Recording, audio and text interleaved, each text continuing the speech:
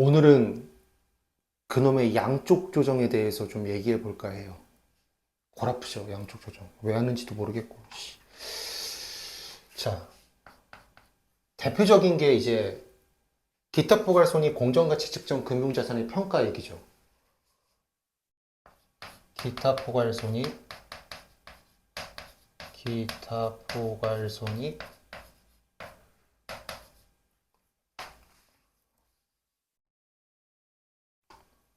공정가치 측정 금융자산의 평가. 요게 대표적인죠, 이게. 이게 대표적인 양쪽 조정이 나오는, 그쵸? 뭐 FVOCI 뭐 그러잖아요. 근데 영어 쓰는 게 저는 싫어갖고 영어네. 가만 있어봐. 자, 만약에 보고기간 말에 공정가치로 평가를 했는데 평가 이익이 나왔어요. 공정가치가 더 커서. 그러면 회계 처리를 이렇게 하겠죠. 차변에 기타 포괄 손익인식 금융자산 이렇게 쓰고 이쪽에다가 평가 이익을 쓰겠죠. 네? 이제 이거에 대해서 세무조정을 어떻게 하냐면 이렇게 하죠. 언제나 세무조정은 그러니까 세무조정이 입금산입, 송금불산입, 송금산입, 입금물산입을 얘기하는 거잖아요. 가산조정과 차감조정을 세무조정이라고 부르는데 결국 걔가 뭐 하는 거냐면 회계상의 당기 순이익을 법인세법상의 각사면도 소득으로 바꾸는 거라고요. 당기 순이익을. 네? 당기 순이익을. 근데 얘 지금 보시면 얘 평가이익은 얘 지금 기타 포괄손익이시 금융자산이니까 얘가 당기 손익이 아니라 기타 포괄손익이에요.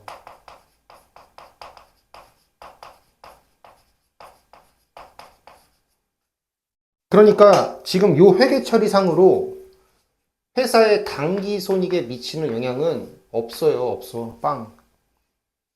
여기다가 이제 가산 조정, 차감 조정을 해서 세법상의 각사함도 소득 금액을 계산하는 건데 세법에서는 이런 평가를 인정하지 않으니까 보험업법 기타 법률에 따른 평가정만 인정하는 거니까 한국채택 국제회계 기준은 법이 아니잖아요. 그러니까 이런 거 인정하지 않는다고요.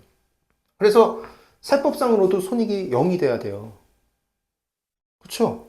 그러면 단기 손익도 빵, 세법상의 손익도 빵. 그러니까 손익 차이가 없으니까 세무조정이 원래 없다고. 그렇죠? 없어요, 없어. 근데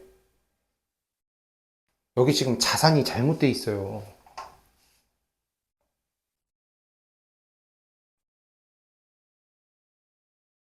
세법에서는 평가증 같은 거 인정하지 않으니까 이렇게 자산을 늘린 이 회계 처리를 인정할 수 없어요. 가만히 보고 있으면 안 된다고. 그래서 이 자산을 관리해야겠는 거예요. 마이너스 유보로. 마이너스 유보를 하려면 어떤 세무조정이 필요해요? 송금산입의 세무조정이 필요하잖아요. 그래서 얘를 한다고요.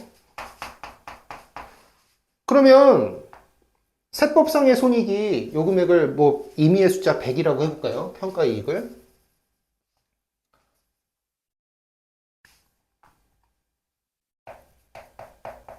100이라고 해보면 여기 차감 조정으로 100이 들어가게 된다고요. 저 유보를 관리하려다 보니, 예? 아, 이런 것도 못 봐.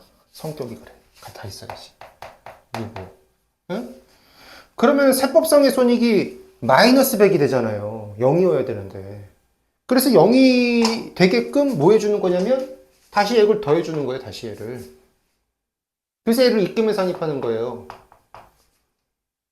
그리고 얘는 이 입금에 산입한 요 금액은 사회에 유출되지도 않고요. 기업 내부에 남아서 자산과 부채의 차이를 유발하지도 않고요. 그래서 얘는 기타가 되는 거예요. 그래서 세무조정이 두 개가 나오는 거예요. 손금산입 마이너스 유보, 입금산입 기타.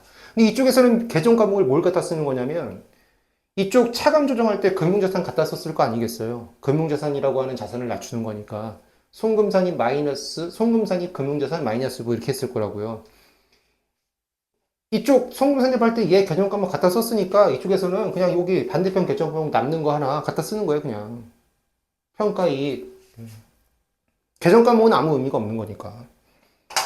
그럼 이제 손익이 맞춰지고 자산 관리도 되는 거잖아요. 선생님, 요거 1억만큼 자산 부채 차이를 유발하는데요? 그래서 여기 조정했잖아요, 여기서. 그럼 얘는 입금사님인데 얘가 자산 부채 차이를 유발한다 그래서 유보라고 할 거예요? 그럼 다시 자산을 늘리는 건데? 그럼 왜 줄였어? 처음부터 줄이지를 말지, 늘릴 거면. 근데 얘가 유보가 될 수가 없다고요. 이렇게 우리가 기억하잖아요. 자본을 건드렸다? 그러면 우리 법인세법은 순자산 증가설이니까 자본이 늘었으니까 입금. 근데 입금으로 처리하지 않았죠. 입금의 정의가 뭐예요?